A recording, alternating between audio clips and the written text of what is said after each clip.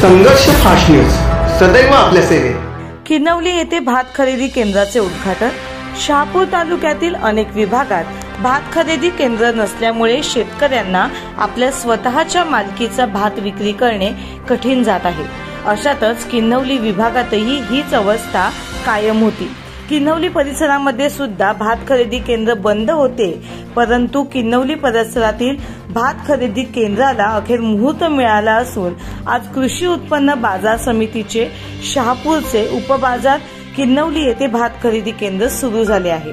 या भात खरेदी केंद्राच्या उद्घाटन प्रसंगी कृषी उत्पन्न बाजार समितीचे सभापती नंदुशेठ डोहळे, कृषी उत्पन्न बाजार समिती संचालक सुनील धानके, महामंडळाचे अधिकारी रवी पाटील, शेतकरी चंदू हरड, अविनाश धानके यांसह महामंडळाचे पदाधिकारी हे उपस्थित होते।